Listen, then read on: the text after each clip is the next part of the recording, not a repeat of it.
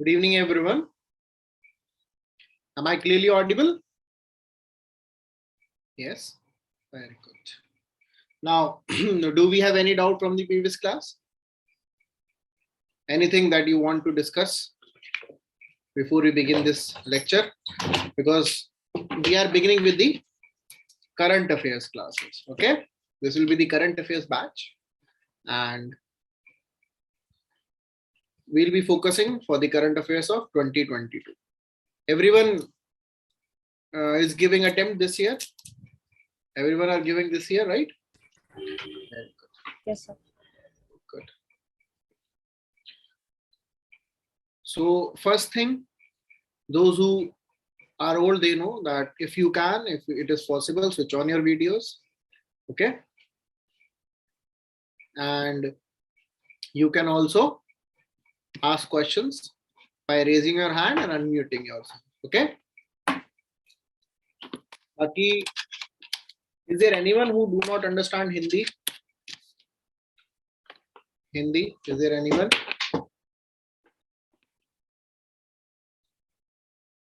Yes or no? Very good. सब हिंदी समझते हैं? Wonderful. Because कुछ चीजें we will discuss in Hindi also so that you get a better clarity of it. Okay? चलिए. अब एक बात बहुत अच्छे समझिएगा. Current affairs for the UPSC exams, they are not merely factual. आपको हम फैक्ट्स नहीं पढ़ेंगे जैसे जनरली हमें लगता है ना. करंट अफेयर्स मतलब फैक्ट्स, कहाँ किसे मिला, ऑस्कर किसे मिला, है ना, कौन सा एक्टर जोक मारने के बाद रोया, ये सब चीजें ये हुआ है ना अभी रिसेंटली, लेकिन यूपीएससी में वो नहीं आएगा. Right. Video is little lagging. Is the problem is with everyone? No बेटा, आप कहीं थोड़ा सा इंटरनेट का कंसर्न है, वो थोड़ी देर बाद सेट डाउन. ठीक है. तो current affairs that we will be discussing today, we'll be beginning with polity. Okay. We'll generally try to discuss the current affairs in that manner. Whatever subjects in the current crash course you are completing, side by side we'll be doing the current affairs for those also. Okay. So in this manner we'll be proceeding with the current affairs. Now current affairs, they are generally not asked directly. They are asked in the manner of basics. Okay. So what we will do, we'll take the news. If it is totally new, अगर ऐसा नहीं है कि वहां से कुछ पुराना नहीं आया हो, तो we will discuss that completely. If the development is from the basics, we'll understand the news, we'll understand the development, and then we will link it with the basics. Okay. मान लीजिए कोई नेशनल पार्क से question है, या फिर question है regarding kisi wildlife sanctuary. So we'll not only discuss that this is the wildlife sanctuary, we'll discuss how the questions can come from that issue. Okay. We'll be doing current affairs comprehensively. Is that clear? So it will also need your revision of the basics side by side. And wherever you feel ki ye aapko nahi pata hai, you always can ask. Clear? Samajh mein aa gaya? Now let us begin with today's lecture. We will be beginning with Indian polity current affairs. Sir polity में doubt है sir, question आपको send कर रहे हैं. एक minute बोलो. Sir मैंने send किया सर. सेंड किया है.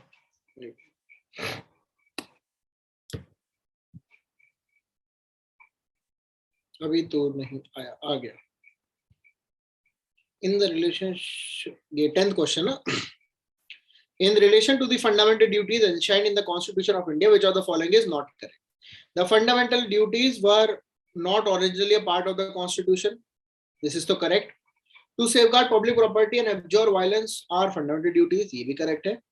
They are not enforceable through writs, and they may not be used for determining constitutionality of laws. तो बेटा इसका आंसर जो है D. सर दोनों ही इनकरेक्ट है और सर दोनों काफी क्लोज है. रिट्स से तो आप कुछ भी एनफोर्स करवा सकते हो. रिट का मतलब ही होता है the order that has to be mandatorily followed. Writ का मतलब होता है the orders that has to be mandatorily followed. ठीक है.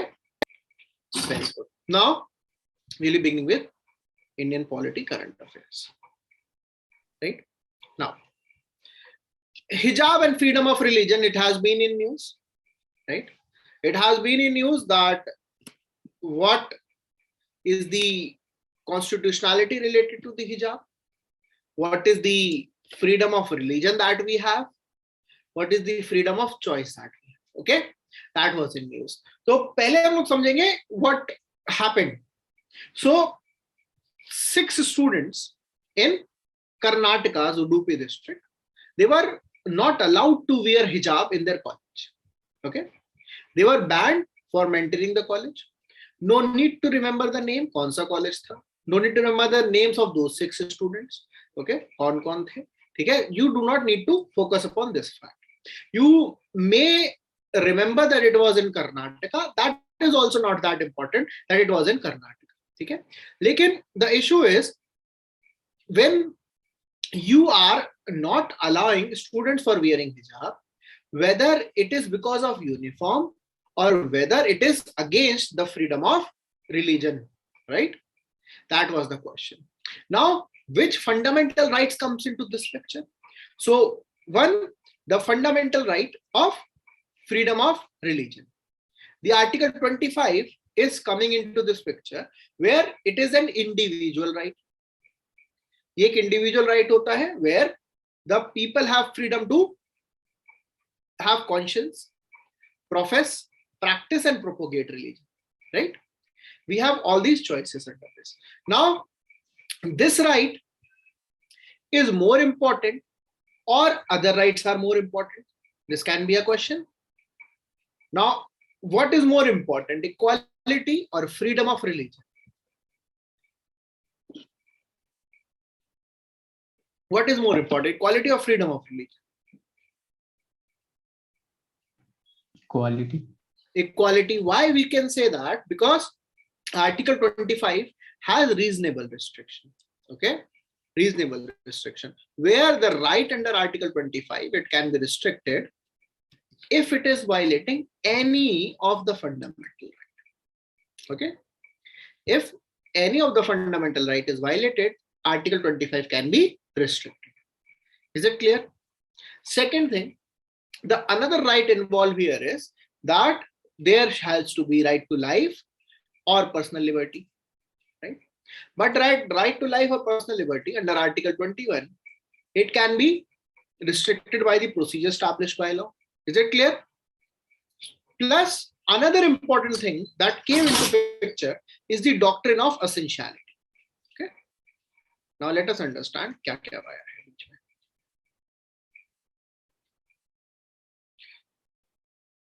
Article 25, Article 21, Article 14, equality before law and equal protection of law, right? Now, Article 25 restrict कैसे हो सकता है? That is based upon the doctrine of essentiality. Okay, it is based upon the doctrine of essentiality. Because साफ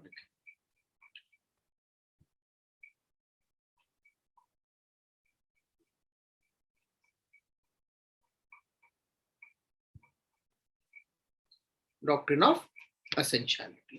ये doctrine of essentiality कौन determine करता है? It is determined by the courts. Okay, तो क्वेश्चन ये आ सकता है, doctrine of essentiality, it is related to what? It is related to freedom of religion. It is related to fundamental rights. And who determines the doctrine of essentiality? This can be a question. So the determination of doctrine of essentiality is by the courts. Okay, by the courts. So what about does it have more important fundamental rights or not? बेटा वो important नहीं, बराबर है बाकी सब fundamental rights के. Freedom of religion is inferior to other rights. Okay, because अगर कोई भी right इससे restrict हो रहा है तो freedom of religion रोक दी जाएगी. Now, doctrine of essentiality होता क्या है? The courts can determine whether this religious practice ये essential है कि नहीं. Okay, they are determining whether this is essential or not.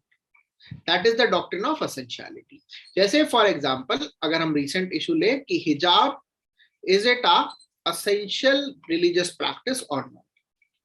Okay, is it a essential religious practice or not? दूसरा, अगर हम देखें whether wearing kirpan is an essential practice or not?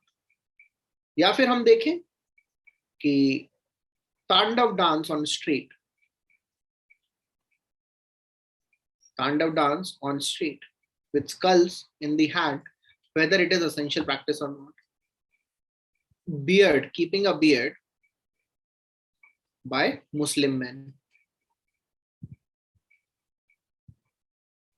Muslim men, whether it is an essential practice or not.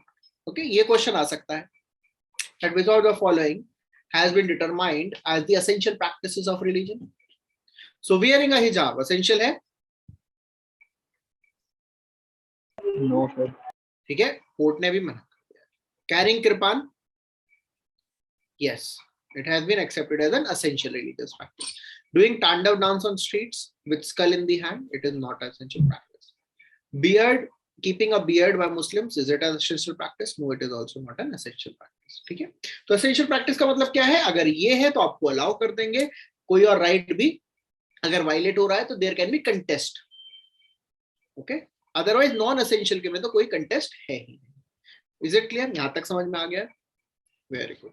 Aarish पूछो बेटा. Sir ये कैसे पता पड़ेगा कि क्या एसेंशियल है और क्या नहीं है? बेटा वो कोर्ट्स डिटरमाइन करती हैं, ये काम है कोर्ट्स का. ठीक है, कल को कोर्ट अगर चाहे तो हिजाब को एसेंशियल कर सकती है. हाँ, यही तो बताना है कि कोर्ट डिटरमाइन कर सकती है. अब इसको प्रोसीड करते हैं further with the news. Sir हाँ बेटा. सर मतलब अगर दूसरे देश में अगर किसी कोर्ट ने किसी चीज को एसेंशियल डिटरमाइन किया है किसी भी रीजन का, तो क्या वो इंडिया में भी होगा? दूसरे देश में कोई कुछ भी बोले वहां इंडिया में जरूरी नहीं है. धर्म है ना, धर्म का तो ओरिजिन कहीं दूसरी जगह से, तो वो एसेंशियलिटी तो वो डिसाइड सेम ही होगी ना सबकी. रिलीजन के सेक्ट होते हैं वेरियस, रिलीजन के वेरियस सेक्ट होते हैं. ठीक है, तो वो सेक्ट जो है रीजन पे बहुत डिपेंड करते हैं. जैसे इंडिया में मुस्लिम लॉ सारे नहीं फॉलो होते. इंडिया मुस्लिम लॉ वो फॉलो होते हैं जो शरिया एक्ट 1927 में मेंशन है, या फिर जो मुस्लिम पर्सनल लॉ बोर्ड ने बनाया. सारी चीजें अगर हम फॉलो करें तो सऊदी अरेबिया में women do not have driving rights. Muslim women India में तो है ना, इंडिया में तो है, irrespective of the religion, right. तो जरूरी नहीं है फॉलो हो. वर्ल्ड में कोई भी कुछ भी बोले, इंडिया में इंडिया के कॉन्स्टिट्यूशन के हिसाब से जो जो अलाउड होगा सिर्फ. ठीक है, समझ गए? Very good. Now essential practices की जो डॉक्ट्रिन थी, this doctrine came in 1954 in the Shirur Mutt case. ठीक है, in the Shirur Mutt case the court have identified that जो term religion है under article 25, that includes any practices that are integral to religion. Okay, any practice that is integral to religion, that is the part of the religion, but there has to be a test of essential religious practices. Clear? So इसी doctrine के साथ 2004 में supreme court ने आनंद मरगा sect जो तांडव dance करते थे इन द स्ट्रीट्स, उसको नॉन एसेंशियल प्रैक्टिस आइडेंटिफाई किया. राइट, कि as per the Hindu religion tandav dance with the skill in the hand is not a essential practice. Clear? Then ये जो डॉक्ट्रिन ऑफ एसेंशियलिटी है, there can be a question, बहुत अच्छा question बन सकता है, लिख लीजिए, that the doctrine of essentiality is only applicable for group rights and not for individual rights. Or the doctrine of essentiality is applicable only for individual religious group religious practices and not individual religious practices. हाँ बोलो बेटा. Sir यहाँ पे जब court declare कर रहा है किसी प्रैक्टिस को कि एसेंशियल है या नहीं है, तो मतलब सर इसका मीनिंग क्या है कि मतलब फिर वो एक्टिविटी बंद हो जाएगी, या मतलब इसका मीनिंग सर नहीं समझ आया. मतलब एज अ राइट नहीं आपको यूज, आप उसको यूज कर सकते कि नहीं हमारे पास ये काम करने का राइट है. जैसे for example in army, Muslim men या men of any religion except people who follow Sikhism, वो beard नहीं रखते, ठीक है, they are not allowed to have beard. अब इसका मतलब नहीं कि कहीं भी beard नहीं रख सकते, they cannot keep it as a right.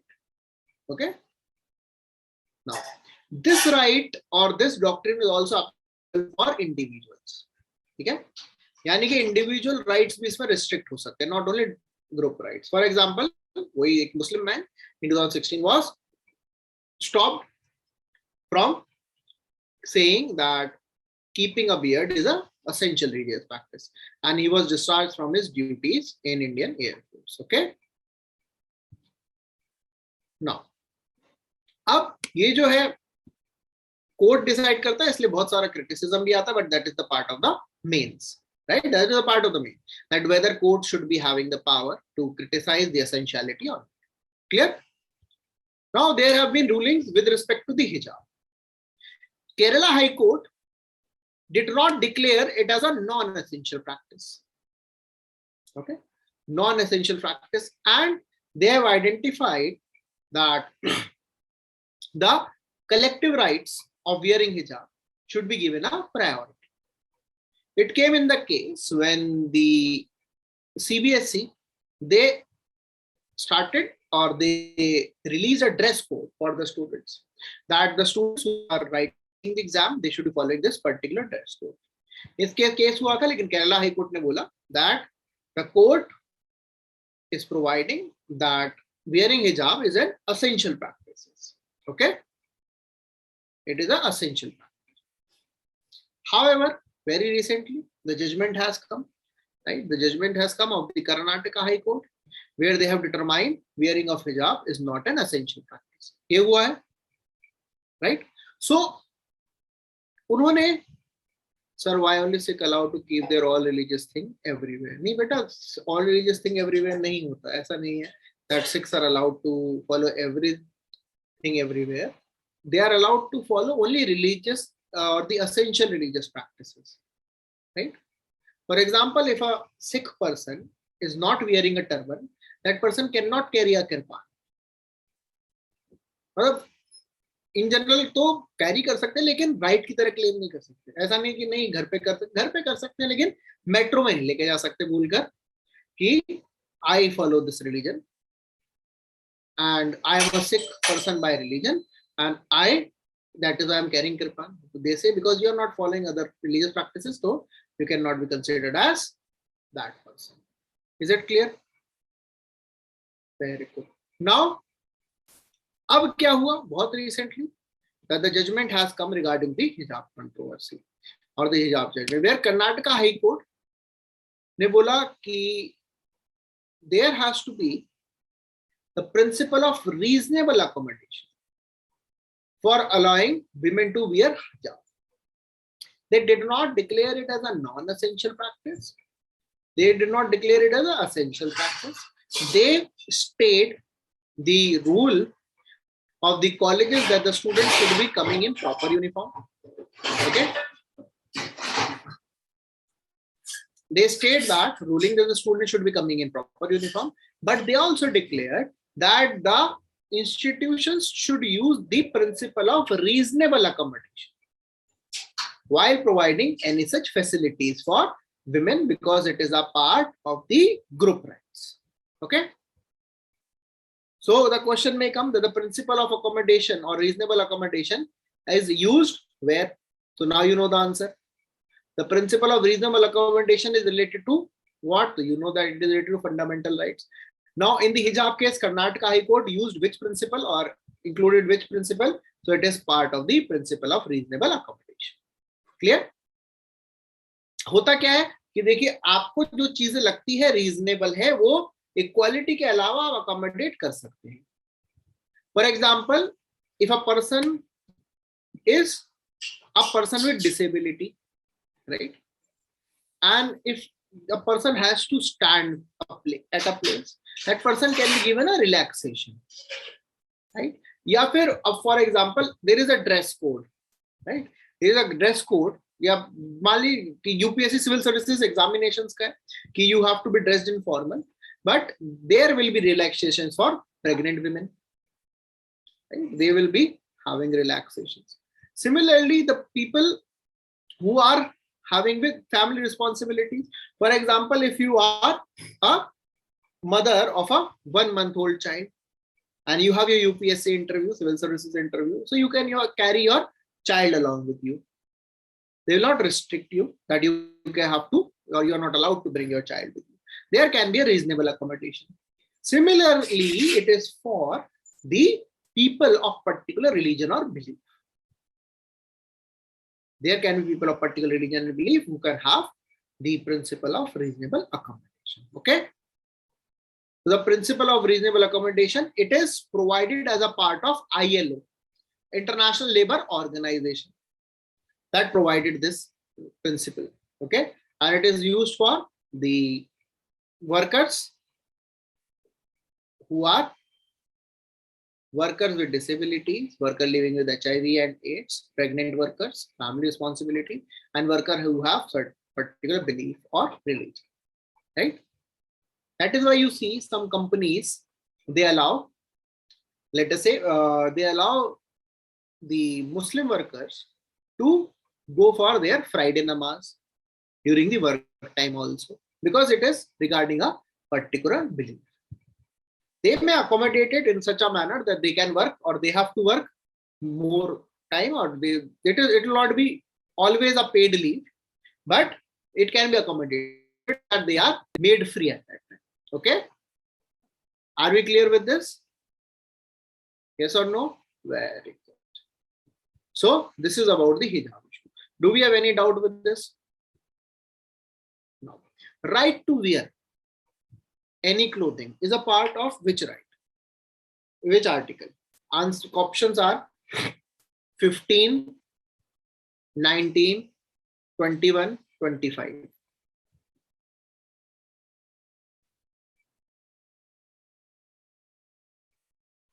(15, 19, 21 and 25). Very good. 20. Okay. Right to wear religious symbols is under which right? 14, 19, 21 and 25.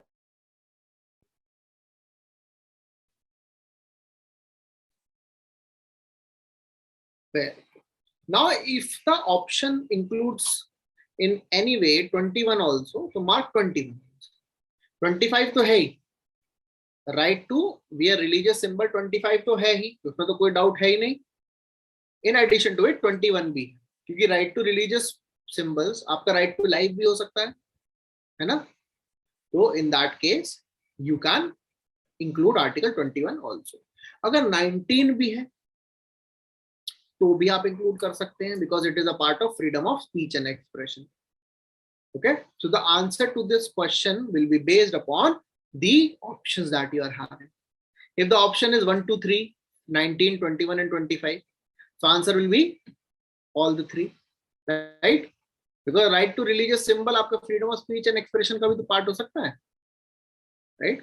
It may be also a part of being a right to form associations, union and cooperatives. आप बोल सकते हैं ये हमारी तो association है, ये उसका सिंबल है. Is it clear? समझ में आ गया? कोई दिक्कत किसी को इस इशू में? Yes, no? Very good. आपने जो एक स्टेटमेंट लिखवाया था, डॉक्ट्रिन ऑफ प्रेसिडेंशियलिटी जो है वो एप्लीकेबल है ग्रुप के लिए या फिर इंडिविजुअल के लिए? दोनों के लिए बेटा.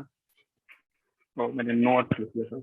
नहीं, नॉट का क्वेश्चन था ना, तो उसमें फॉल्स करके लिख लो. Applicable for both. It is applicable for both. Clear है? सॉर्टेड है. चलिए आगे बढ़ते हैं. नाउ रिसेंटली केरला में जो कन्नूर यूनिवर्सिटी है, there had been a controversy, जहां के जो वाइस चांसलर है, he was reappointed, right? The vice chancellor was reappointed. तो इसमें क्या दिक्कत है? दिक्कत ये है that the governor did not want him to be reappointed. Okay, but the governor's role had been bypassed and the person was appointed. The name is Gopinath Ravindran. but the question chances are 0.00001% the UPSC will ask the name of a person. Okay, so Bharat Ratna में name नहीं पूछते हैं, है ना, इसमें तो ये छोड़ दो आप लोग, इसलिए याद करने की कोई जरूरत नहीं। ठीक है, सो अपॉइंटमेंट हो गया उनका। लेकिन अब हमें क्या समझना, इसमें समझना है गवर्नर का यूनिवर्सिटी में क्या रोल। गवर्नर का यूनिवर्सिटी में किसी को भी अपॉइंट करा, वो क्या मतलब है ना, है कि नहीं? तो ये चांसलर तो वही होता है बेटा, चांसलर तो गवर्नर ही होता है। चांसलर तो गवर्नर ही होते हैं, बिल्कुल राइट। तो अपॉइंट कौन करते हैं vice chancellor? Governing body. Governing body,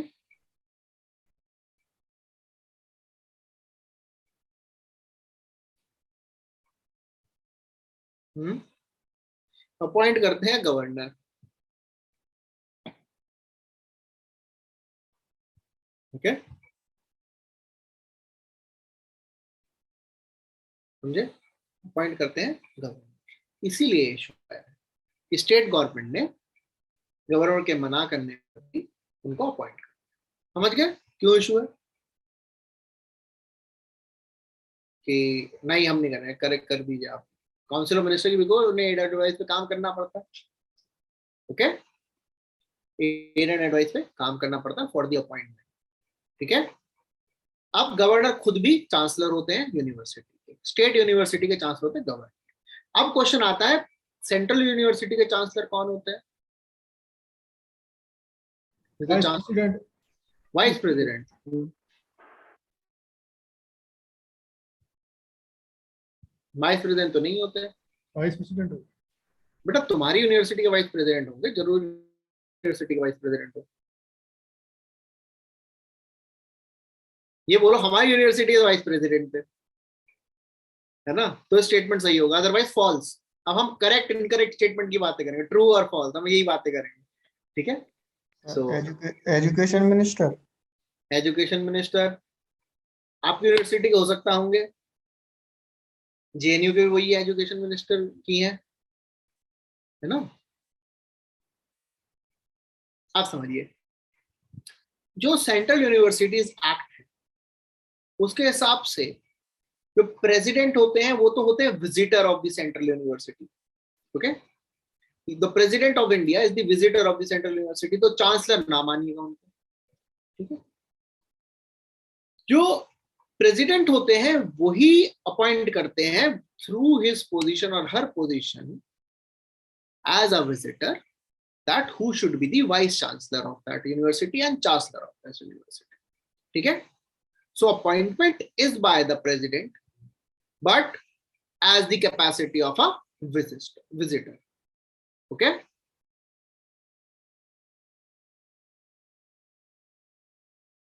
समझ में आया? So president appoints the chancellor, the vice chancellor is appointed by the president and the president is the visitor of the central university. समझ गए? आए मतलब विजिटर थोड़ी होंगे, अगर ऐसे बता रहे कहा है प्रेसिडेंट तो इतनी बड़ी पोस्ट है, वो विजिटर थोड़ी होते हैं। समझ गए? तो विजिटर बोला जाता है। अंडरस्टूड? यहां तक समझ में आ गया? Very good. अब जो गवर्नर का रोल है वो भी हमें समझना है, that what are the constitutional provisions related to the governor of a state. तो गवर्नर की जो पोजीशन है, it is like the president at the centre, right? Governor is the nominal head. Governor का अपॉइंटमेंट कैसे होता है? How governor of a state is appointed?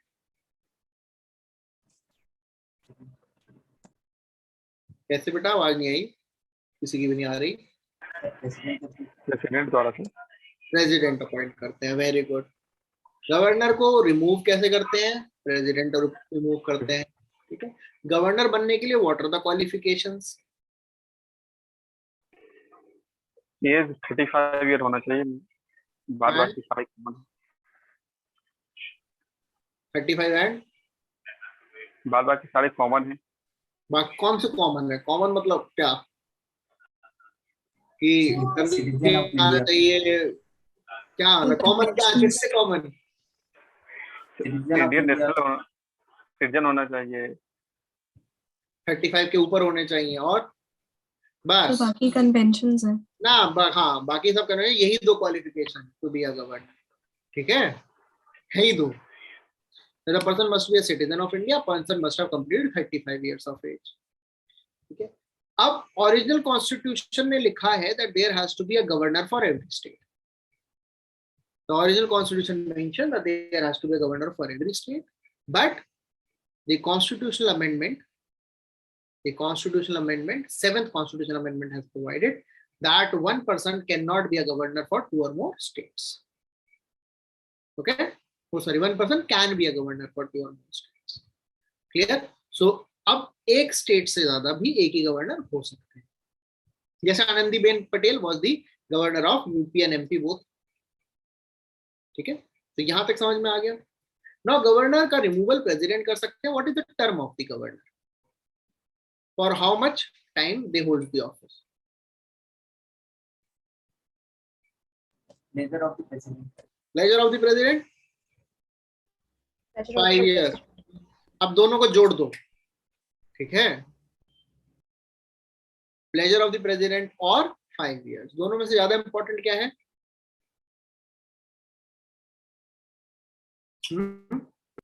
What is more important? Pleasure of the president. Pleasure of the Pleasure of the president. yeah, pleasure of the president is more important.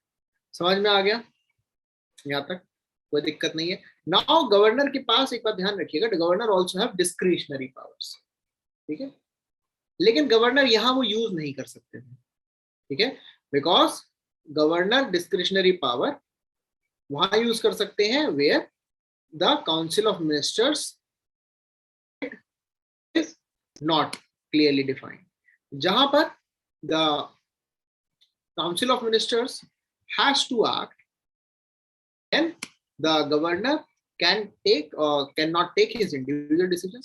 As a chancellor सारे decisions खुद ले सकते हैं university के, ठीक है, as a chancellor सारे decisions खुद ले सकते हैं, लेकिन as a governor सारे decisions खुद नहीं ले सकते। So governor has discretionary powers. Clear? Yes or no?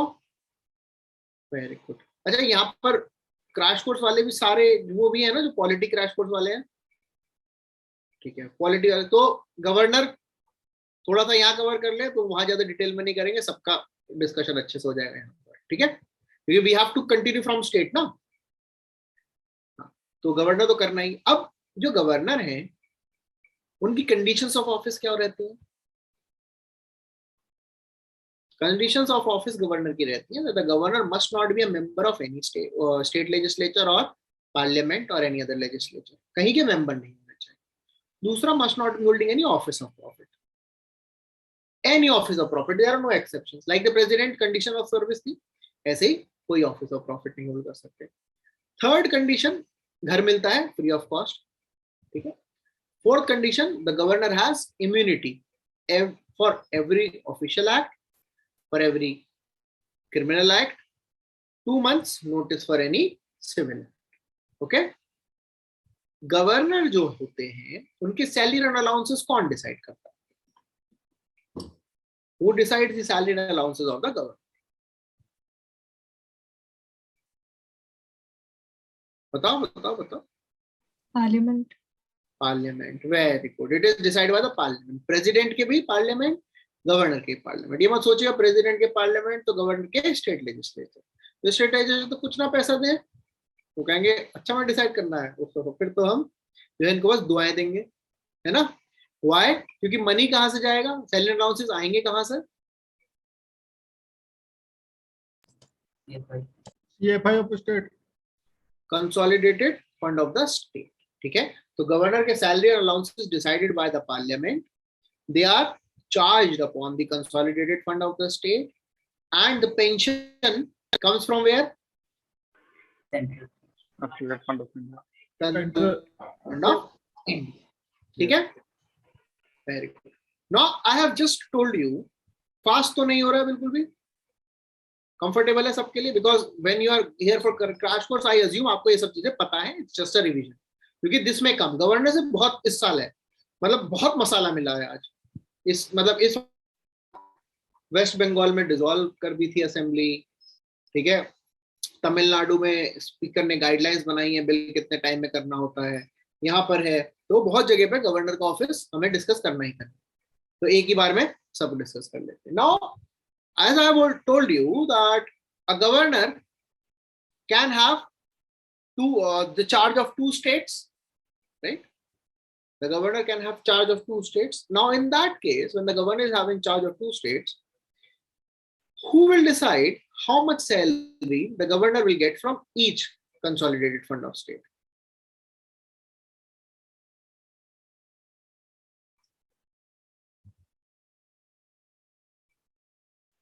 Who will decide? President. President. Yes, the president will decide that in what proportion the salary and allowances should be distributed from the consolidated fund of the respective states. ठीक है, यहां तक समझ में आ गया governor के office के बारे में। ना गवर्नर के पास कुछ डिस्क्रिशनरी पावर होती है, ठीक है, क्या क्या होती है? The governor can reserve a bill for the presidential assent, ये आर्टिकल 201 में होती है। The governor can send a report for the imposition of president's rule. Now governor when exercising function of an administrator of a UT, तब उनके पास discretionary power होती है, right. Governor को जब डिसाइड करना है कि 6 शेड्यूल स्टेट्स में ऑटोनोमस डिस्ट्रिक्ट काउंसिल को कितनी रॉयल्टी मिलनी है, ये गवर्नर डिसाइड करते हैं। एंड चीफ मिनिस्टर से लेजिस्लेटिव मैटर्स, एडमिनिस्ट्रेटिव मैटर्स के बारे में कोई भी इंफॉर्मेशन लेनी है तो वो गवर्नर डिसाइड करते हैं, ठीक है, समझ गए? यस और no? Very good. So this is what we had to study about the office of governor. Sir, जो अपॉइंटमेंट ऑफ वाइस चांसलर है वो गवर्नर करता है, तो रिसेंटली सेम केस जो आपने बताया ऐसा केस उसमें भी है वेस्ट बंगाल में भी, कि 27 यूनिवर्सिटी या कुछ यूनिवर्सिटी के वाइस चांसलर वहाँ के गवर्नमेंट ने विदाउट परमिशन ऑफ वहाँ के गवर्नर के अपॉइंटमेंट कर दिए। सर वो अपॉइंटमेंट वैलिड कैसे हुआ? बेटा इन दी नेम ऑफ गवर्नर होता है ना, करती स्टेट गवर्नमेंट ही, एटलीस्ट कोई तो उसको in the name of government कर रहा है, तो कोई तो सील करेगा ना, सो स्टैंप लगाएगा या कुछ सील करेगा, तो वो सिग्नेचर करेगा। तो वो बात वही है ना, इन दी नेम ऑफ गवर्नर होता है। मना करने के स्टेट गवर्नमेंट आ गया तो एडेंट राइट से तो काम करना ही होता है।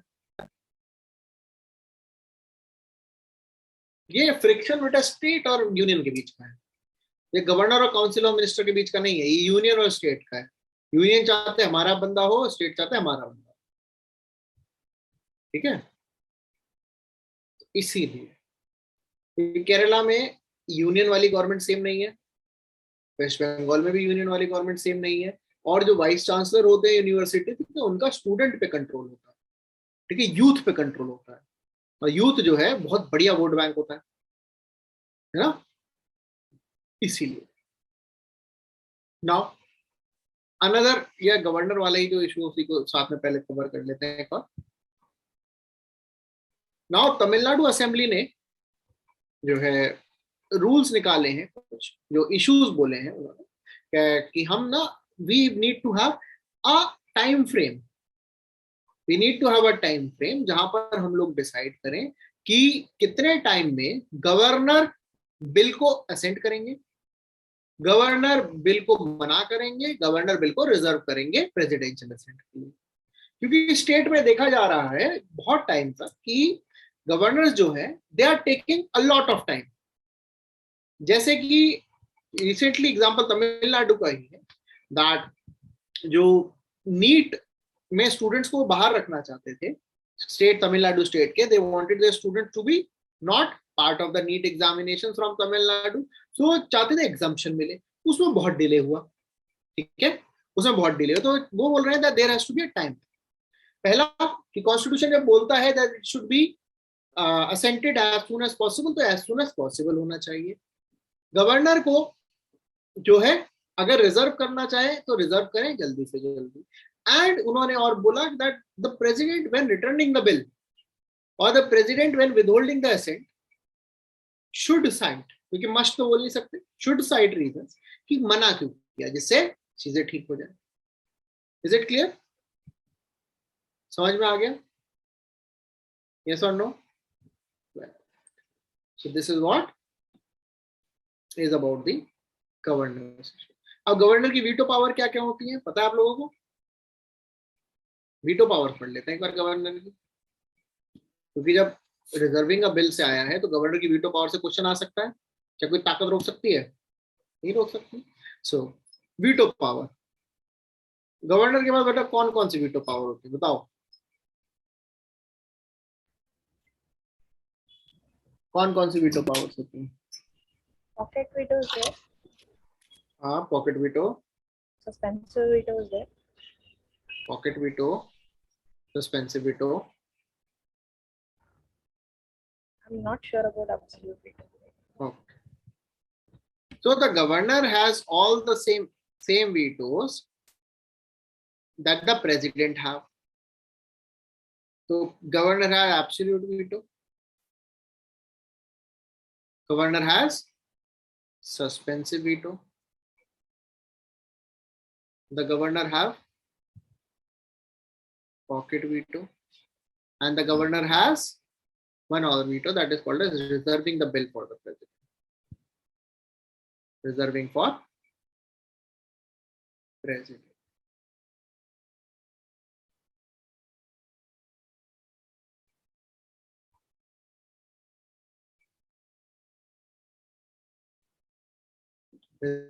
Reserving for the president. अब कैसे कैसे कर सकते हैं? प्रेसिडेंट क्या क्या कर सकते हैं? एब्सोल्यूट वीटो होगी, प्रेसिडेंट डिनाई कर देंगे। दूसरा कौन सी वीटो रहेगी? प्रेसिडेंट के पास सस्पेंसिव वीटो रहेगी। And third, the president will have pocket veto, right? Now here the president suspensive veto is different. It is different from the president's own suspensive veto. यहां पर जो सस्पेंसिव वीटो है, the president can send the bill for reconsideration, right? That reconsidered bill must come in what time? That reconsidered bill कितनी देर में वापस आना चाहिए? 6 months. 6 months. बताया ना आपको, जब कुछ समझ में ना आए तो 6 months. ना वो वापस जब जाएगा तो गवर्नर ऐसे ऐसे घूम के जाएगा, ऐसे जाएगा?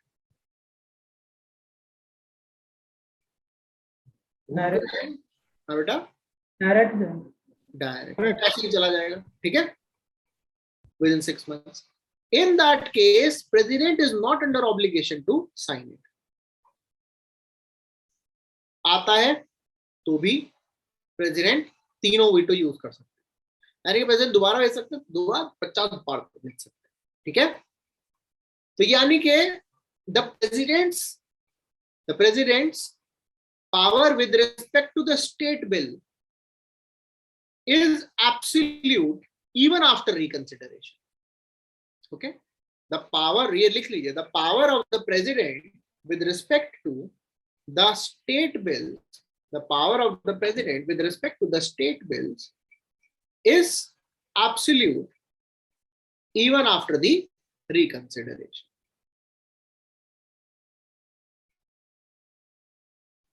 Even after the reconsideration.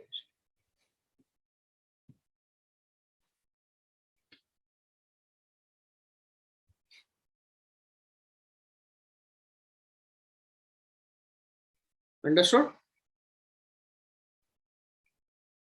Understood? Yes or no? Very good. So these are the veto powers. These all are under Article 200. This is Article 201. All are under Article 200. This is under Article 201. Is it clear? veto समझ में आ गई है? कोई दिक्कत, कोई tension, कोई mention? Very good. Now let us proceed further. ये तो हमने कर लिया है. Now, you know, on 5th of August 2019, Ladakh was made as a union territory, right? Ladakh was already feeling certain kind of alienation during its time with Jammu Kashmir as a state, है ना। लद्दाख को लगता था कि बहुत दूर है, एक्सेसिबल नहीं है, और तब कैपिटल कहाँ होती थी? श्रीनगर, है ना। बिकॉज अगर आप देखें जो जम्मू एंड कश्मीर का स्टेट था वहां पे 3 टाइप में डिवाइडेड था, जम्मू कश्मीर एंड लद्दाख। बट अब वो बन गई यूनियन टेरिटरी। अब तो और दूर हो गया एडमिनिस्ट्रेटिव रीजन। पहले तो श्रीनगर में था, अब कहाँ हो गया? दिल्ली, है ना। उनका तो फायदा हुआ कि नुकसान हुआ, है ना। पहले तो था कि कोई काम करवाना है श्रीनगर जाते थे, कहते अरे वो कारगिल का पहाड़ पार करके जाना पड़ता है, और क्या, जोजिला पास के उस तरफ कश्मीर, दूसरी तरफ लद्दाख। अब क्या कह रहे, अब तो पता नहीं क्या क्या पार करके जाना पड़ता है, ठीक है। तो अब क्या डिमांड आई लद्दाख से कि लद्दाख को 6 शेड्यूल में इंक्लूड कर देते हैं, राइट। तो पहले तो अब समझना 6 शेड्यूल होता क्या है भाई, है ना। इंक्लूड तो बाद में करेंगे, लेट अस फर्स्ट अंडरस्टैंड होता क्या है 6 शेड्यूल। तो 6 शेड्यूल हमारे कॉन्स्टिट्यूशन का कौन सा नंबर का शेड्यूल है? नहीं बता पाओगे आप लोग, मुश्किल है क्वेश्चन। वो 6th नंबर का शेड्यूल है, ठीक है। It is a very difficult question. So 6th schedule हमारा वो शेड्यूल है जो मेंशन करता है the protection of tribal areas from north east India, where 4 states are given autonomous districts, right. कौन कौन से वो 4 स्टेट हैं? वो 4 स्टेट है Assam, Meghalaya, Tripura and Mizoram. Assam, Meghalaya, Tripura, Mizoram, okay. Assam, Meghalaya, Tripura and Mizoram. Understood? समझ में आ रहा है? Very good. असम, मेघालय, त्रिपुरा, मिजोरम। इसमें क्या एडवांटेज है? That these areas they have autonomous district council which are given autonomy to function in that region. autonomous क्या है, कहाँ पर है? खासी Jaintia, Garo Khasi Jaintia of Meghalaya, Chakma region, Lai region and Mara region of Mizoram, Tripura tribal autonomous district council, Assam में Dima Hasao, Karbi Anglong and Bodoland territorial, right. These are under the schedule. Latest है Bodoland territorial council, news में आया था पिछले साल।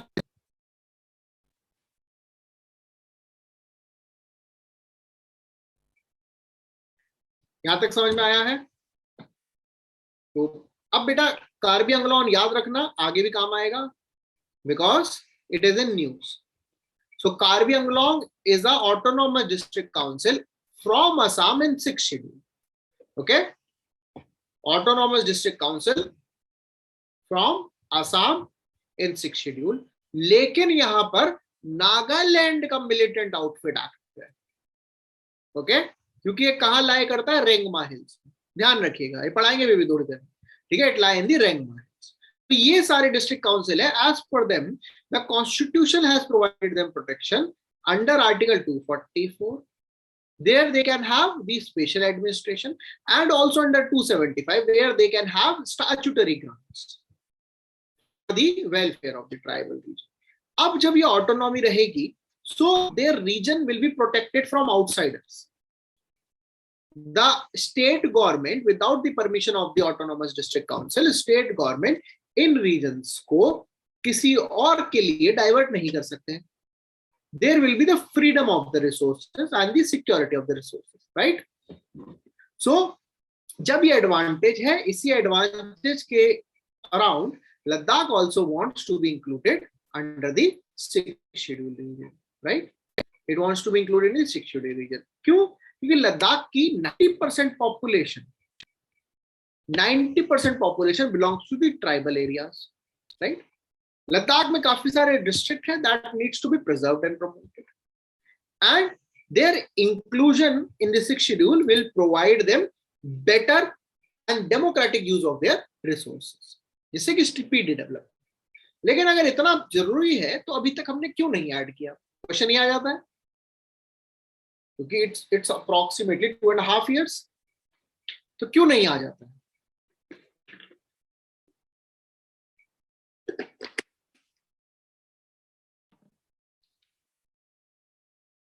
हाँ,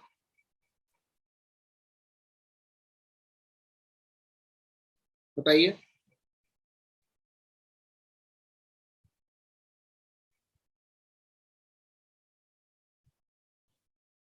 नहीं बताएंगे क्योंकि बेटा 6th schedule is clearly mentioned that it will be only for northeastern India. Okay, it will be only for northeastern India. Other parts के लिए there is the 5th schedule. इसीलिए जो है other areas are not included into it. Second, even 6th schedule में मणिपुर को भी include किया हुआ है. Okay, even though it has autonomous councils. ठीक है, इसमें अरुणाचल और नागालैंड को भी इंक्लूड नहीं किया हुआ है. सो जब नॉर्थ ईस्ट के ही काफी सारे states are not included, Ladakh तक तो पहुंचना, इसमें बहुत सारे चेंजेस लाने की जरूरत है, राइट? तो उसके लिए क्या होगा, we need to have a constitutional amendment. Sir पूरा स्टेट ही ऑटोनॉमस नहीं होता है क्या? बेटा स्टेट तो ऑटोनॉमस होता है, लेकिन स्टेट गवर्नमेंट में जरूरी नहीं है कि ट्राइबल पॉपुलेशन हो. नागालैंड और अरुणाचल को इसीलिए तो इंक्लूड नहीं किया कि वहां भी तो गवर्नमेंट भी ट्राइबल आएगी, तो प्रोटेक्शन भी ट्राइबल्स की हो जाएगा. लेकिन आसाम में तो ऐसा नहीं है ना. आसाम में तो जरूरी नहीं है कि गवर्नमेंट ट्राइबल ही हो, नॉन ट्राइब्स भी रहते हैं, है ना. मिजोरम में भी नॉन ट्राइब्स भी रहते हैं. सो इसीलिए वहां पर ऑटोनॉमस डिस्ट्रिक्ट काउंसिल है. समझ गए कि डिस्ट्रिक्ट को प्रोटेक्ट करना है. दूसरा, ये डिस्ट्रिक्ट है ये ट्राइबल्स के हिसाब से है, यानी कि हर ट्राइब का अलग अलग कल्चर है. स्टेट गवर्नमेंट तो हो सकता है एक ही ट्राइब से डोमिनेट हो, तो वो कल्चर डाइवर्सिटी जो है वो बहुत ज्यादा इफेक्ट हो सकती है. इसीलिए to protect the tribal culture autonomous district council. ठीक है, तो for bringing Ladakh into the 6th schedule there might be a need for constitutional amendment also. Is it clear? समझ में आया? यस और नो?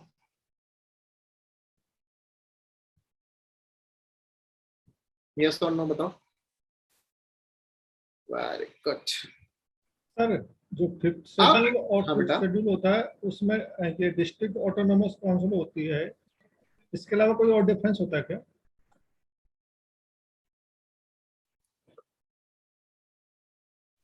जो क्या होता है, 6th शेड्यूल होता है. 5th schedule and 6th schedule में जो मेन डिफरेंस है वो ऑटोनॉमस काउंसिल के अलावा कुछ और भी डिफरेंस है क्या? हाँ, जो 6th शेड्यूल के ऑटोनॉमस डिस्ट्रिक्ट काउंसिल अपने रिप्रेजेंटेटिव भेजते हैं in the legislature of those states. 5th schedule वालों के लिए ऐसा कोई कंडीशन नहीं है.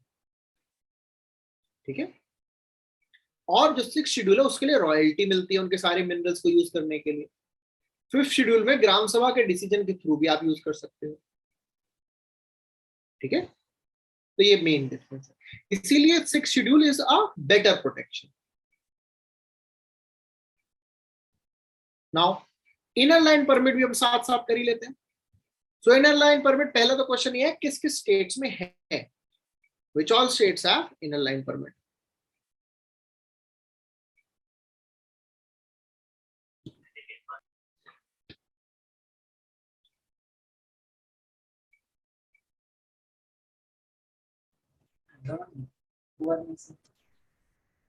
आवाज नहीं आ रही बेटा. सर अंडमान निकोबार में. मणिपुर, नागालैंड और अरुणाचल प्रदेश, ये तीन का पता है, एक का और एक कोई को पता नहीं. चलो मैप याद है थोड़ा सा. तो नॉर्थ ईस्ट में सीधे हाथ के चारों जो म्यांमार से बॉर्डर करते हैं. ठीक है, याद करने के लिए म्यांमार से बॉर्डर रखने वाले, क्योंकि थोड़ा मेंटली भी तो हमें पिक्चर बनानी पड़ेगी वरना भूल जाएंगे. तो म्यांमार से बॉर्डर रखने वाले चारों, अब बता दो. फिर सबने बोला हाँ मैप याद है, तब बताओ. तो अरुणाचल, नागालैंड, मणिपुर एंड मिजोरम. हाँ बस सही हो गया. मणिपुर लेटेस्ट ऐड हुआ है. Manipur is the latest edition. ठीक है, सो इनर लाइन परमिट क्या होता है? अब ये जो 4 स्टेट है ना, अरुणाचल, नागालैंड, मणिपुर एंड मिजोरम, यहां पर जाने के लिए आपको इनर लाइन परमिट चाहिए. That is issued by the state government.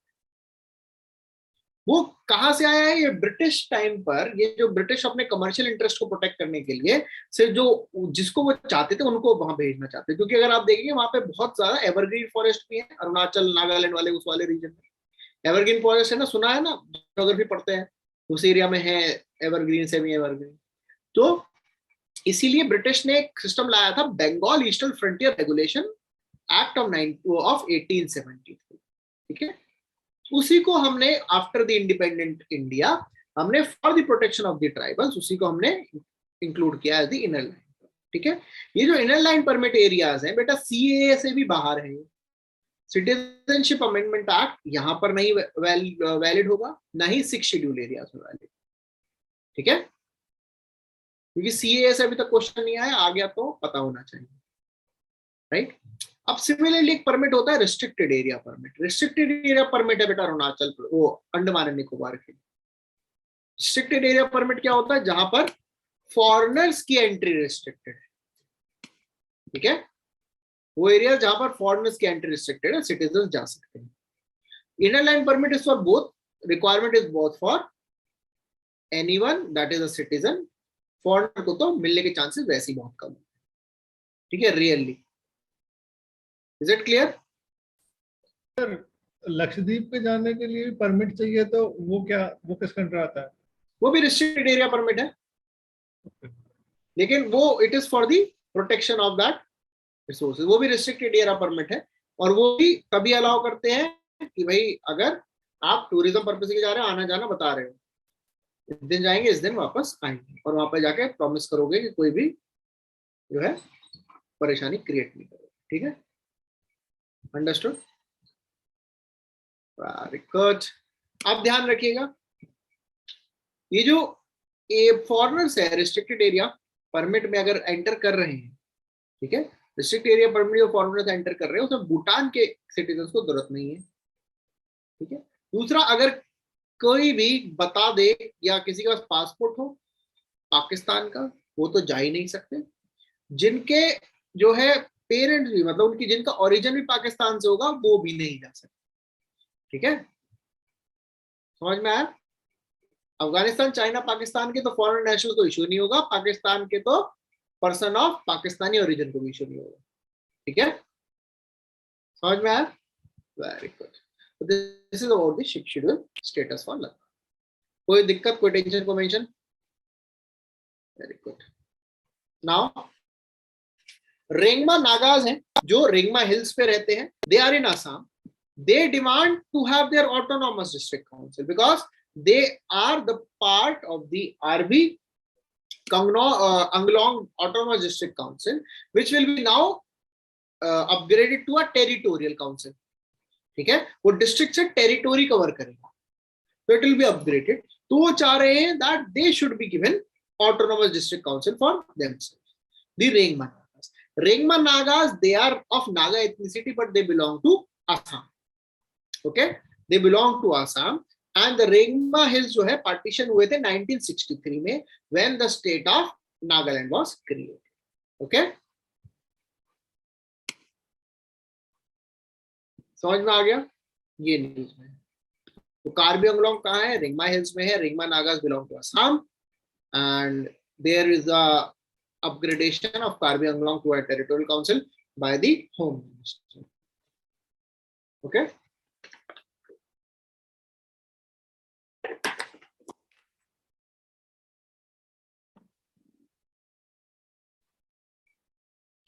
Understood? Yes or no? Well, this is what about the Ringman.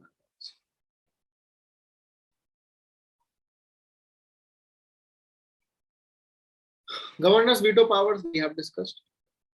हाँ भूमि बोलो बेटा।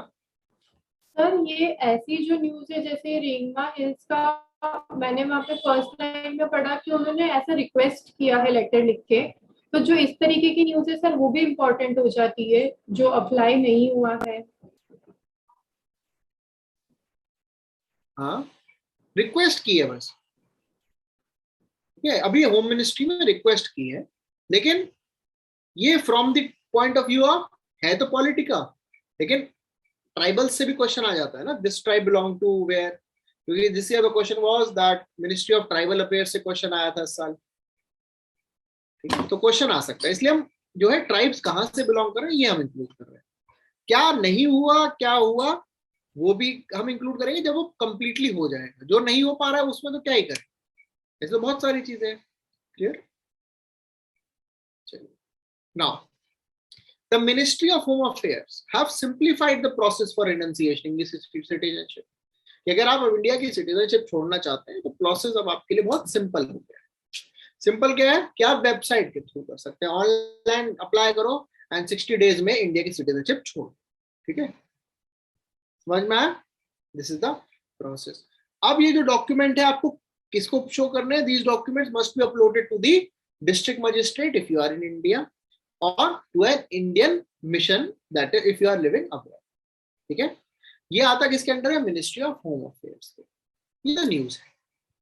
अब क्वेश्चन बन सकता है what are the ways through which the Indian citizenship can be renunciated, और the constitution has provided 3 ways of renunciating Indian citizenship by renunciation, deprivation and termination। बताइए। False. क्यों? Because it is mentioned under the Citizenship Act 1955, है ना? It is mentioned under Citizenship Act 1955। कैसे छोड़ सकते हैं भाई? नहीं चाहिए, हम जा रहे हैं। Renunciation, deprivation, हमें तुम नहीं चाहिए, जाओ, ठीक है, that is termination, and third is deprivation, मतलब अगर कोई certain conditions fulfill होते हैं। क्या क्या conditions है? If a person has obtained citizenship by fraud, second, if the citizen has shown disloyalty to the Constitution of India, when the citizen has lawfully traded or communicated during the times of war, and agar within 5 years of naturalization, the citizen is imprisoned for more than 2 years, and if a person who has resided out of India continuously for 7 years, those people citizenship will be deprived। Is it clear? तो ये 3 तरीके की citizenship होती है। कोई doubt, कोई tension, कोई mention? Very good. Now the Ministry of Home Affairs has also empowered the districts in the states of Gujarat, Rajasthan, Chhattisgarh, Haryana and Punjab कि जो लोग अप्लाई कर रहे हैं citizenship, who belong to the religions that are Hindu, Sikh, Jain, Parsi, Christian and Buddhist, and who belong to Afghanistan, Bangladesh and Pakistan, उन लोगों को citizenship दे दो, ठीक है, समझ में आया? लेकिन ये सीए के अंदर नहीं। It is not for those who entered 31st December 2014, 5 साल रहे, वो नहीं है। जो in general who fulfill all the qualifications to become an Indian citizen, they will get the citizenship, and it will be given by 13 districts of 5 states of India। Are we clear? Yes or no? Yes or no? Very good। कोई दिक्कत, कोई tension? चलिए, अब citizenship मिलती कैसे है? There are 5 ways of acquiring citizenship। कैसे कैसे? Birth, descent, registration, naturalization and by incorporation of territory। Is it clear? Very good। This is about this। यहां तक समझ में आया है? कोई दिक्कत, कोई टेंशन? इसमें से कोई डाउट हो तो बता दीजिए। हाँ, this PDF will be sent to you as soon as the class is over। You will get this PDF, ठीक है? Very good। अब the overseas citizen of India, उनके लिए भी कुछ बेनिफिट आए हैं। अब बेनिफिट तो बाद में समझेंगे, होते कौन है ओवरसीज सिटीजन ऑफ इंडिया?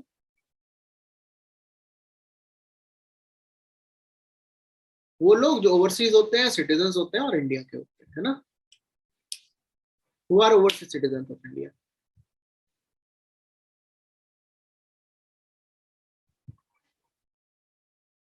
बताइए, शर्मा बता दो। नहीं बताएंगे? वो लोग जिनके पास ओसीआई कार्ड होता है, they are OCI citizen of India, ठीक है।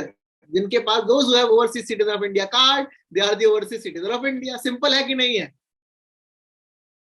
Very good. वो कार्ड किस किस का बन सकता है? तो पहले तो ध्यान रखिए, this card is made under the citizenship act 1955, ठीक है। अब ये किसको बन सकता है? पहला वो फॉरेन नेशनल, पहले जिसे सबसे पहले दिखाना पड़ेगा, देखो मेरे पास जो है दूसरी कंट्री का पासपोर्ट है. So in order to become an overseas citizen of India, you must carry a passport of a foreign country. पता नहीं बहुत जोर से लग रहा है ये वाला क्वेश्चन आएगा, ये वाला स्टेटमेंट, और अगर आपने नहीं पढ़ा होगा तो आप लोग गलत करके आओगे. तो अगर पासपोर्ट होगा तो सिटीजन कैसे बन जाएंगे? So in order to become an overseas citizen of India, the person must have the citizenship of another country. That is the valid passport. पहली कंडीशन. दूसरी कंडीशन, जो जिनके पेरेंट्स ग्रैंड पेरेंट्स पाकिस्तान के सिटीजनशिप या बांग्लादेश की सिटीजनशिप है, वो नहीं बन सकते ओवरसीज सिटीजन ऑफ इंडिया. ठीक है? They cannot be considered as overseas citizen of India. Those who do not have citizenship of any other country, they cannot become overseas citizen of India. Is it clear? So for becoming overseas citizen of India, you must be having a valid passport of a foreign country and citizenship of a foreign country. Okay? Now, the overseas citizen of India are those foreigners. इस साल question भी आया था बेटा 2021 में OCI से, दोबारा भी आ सकता है. So those who are foreigners, they are not citizen of India, लेकिन they were citizen of India after 26 जनवरी 1950, यानी कि हमारे कॉन्स्टिट्यूशन के एनफोर्समेंट के बाद से. Those who were eligible to become citizen of India जब ये कॉन्स्टिट्यूशन अप्लाई हुआ था, those who became the part of the territory that became part of India after independence, जिनके ग्रैंड पेरेंट्स जो है सिटीजन थे इंडिया के, जिनके पेरेंट्स सिटीजन थे इंडिया के, लेकिन when they were minor their parents renunciated the citizenship, तो दोबारा ले सकते हैं OCI कार्ड. और वो माइनर चिल्ड्रन जिनके कोई दोनों या कोई एक parent is a citizen of India, they all can have overseas citizen of India. Plus, a person who is having an overseas citizen of India card, their spouse can also become overseas citizen of India. Okay? समझ में आया? Yes or no? Very good. So this is overseas citizen of India. अब government ने क्या बोला है? देखिए, आपको क्या होता है, पासपोर्ट आपका 20 इयर्स के लिए बनता है. ठीक है? आप जब अपना पासपोर्ट दोबारा बनवाने जाते हैं 20 इयर्स के बाद, या फिर जब 50 के हो जाते हैं उसके बाद दोबारा बनवाना पड़ता है because of the facial changes, तो आपका क्या दोबारा सिटीजनशिप का कार्ड कोई प्रूफ बनवाना पड़ता है? नहीं. OCI को क्या था कि even if they are getting a fresh passport, they needed a fresh OCI card also. तो गवर्नमेंट ने वो कंडीशन हटा दी. In order to get a fresh passport, a fresh overseas citizen of India card is not mandatory. Okay? आपको जितने मन चाहे अपने passport बनाइए, it is not mandatory to have a overseas citizen of India card. Are we clear? Yes or no? कोई दिक्कत, कोई tension? So this is about the overseas of citizen of India. ठीक है? Now, right to sit. ये तमिलनाडु में this right to sit has been provided. Tamil Nadu government ने क्या बोला है, that the people who are employees in the shops and any such establishment, they should be given right to sit. मतलब they should be having facility to sit. जब time मिलेगा तो बैठ सकते हैं. ठीक है? अंडरस्टूड? मतलब अगर आप कहीं भी काम कर रहे हैं, ठीक है, या आप शॉप ओनर भी हैं, तो आपको बैठने का अरेंजमेंट करना हो. जब टाइम मिलेगा, employ can sit. Is it clear? This is the right to sit that the Tamil Nadu has provided. It was previously provided to Kerala. ठीक है? तो क्वेश्चन आ सकता है, which state or the Tamil Nadu is the first state to provide right to sit? No, but Tamil Nadu and Kerala both has provided right to sit. Clear? समझ में आ गया? अच्छा, ये बहुत बढ़िया चीज बताओ, right to sit is a fundamental right, true or false? False. False. Why? It's not mentioned in the Constitution. It is not mentioned in the law. Constitution. Well, it's true. It comes under Article 21. It comes under article 21। अगर tree होता तो यहाँ पर देने की जरूरत क्या पड़ती? पहली चीज, it is not a fundamental right. दूसरा, state do not have any power to Powers to do do a anything. fundamental. Yeah. Right, so that is not a fundamental right. बेटा क्वेश्चन आ जाए तो बहुत ध्यान से करना है इसको, है ना? समझ में आया? So it is not a fundamental right, but it is provided in Tamil Nadu and Kerala. कोई दिक्कत, कोई टेंशन? यहाँ तक समझ में आ गया? सर अगर आर्टिकल 21 में राइट टू पर्सनल लिबर्टी आ रहा है तो उसमें राइट टू सेट क्यों नहीं इंक्लूड होगा? क्योंकि बेटा अभी तक सुप्रीम कोर्ट ने इंटरप्रेट नहीं किया ना, वो तो सुप्रीम कोर्ट इंटरप्रिटेशन करते हैं ना। और राइट टू सिट अगर फंडामेंटल राइट बना दिया तो फिर तो ट्रैफिक पुलिसमैन जो रोड पे हैं वो भी कहेंगे हमें भी बैठने का मौका दो, है ना? बहुत सारे लोग जो ड्यूटी पे हैं वो बैठने के लिए बोलेंगे, है ना? अगर फंडामेंटल राइट बन जाए तो बड़ी दिक्कत हो जाएगी। बस में सीट नहीं है, आप तो सुप्रीम कोर्ट पहुंच जाएंगे, हमारे पास तो राइट टू सिट है, कहाँ गई सीट्स? समझ रहे? बहुत डिफिकल्ट हो जाएगा अगर हम right to sit fundamental right दे देंगे तो, है ना? है ना? है ना? समझ रहे हैं सर? हाँ बेटा। सर आई थिंक इस पे कुछ वर्कर्स ने केस भी किया था क्योंकि उनको लगातार बैठने नहीं देते थे, तो फिर इसकी वजह से फिर उसके वजह से फैक्ट्रीज एक्ट में भी कुछ उन लोगों ने प्रोविजन डाले हैं थे। हाँ, फैक्ट्रीज एक्ट में तो है provision, it is a legal right now. Okay, it is a legal right. अगर वायलेट होता है हाई कोर्ट तो जा सकते हैं, ठीक है? तो आप हाई कोर्ट जा सकते हैं। केरला में बकायदा प्रोटेस्ट हुए थे, ठीक है? क्योंकि यार आप देखेंगे जो कपड़ों की दुकान में होता है, वर्कर जो खड़े रहते हैं पूरे टाइम कपड़े दिखाते रहते हैं, ठीक है?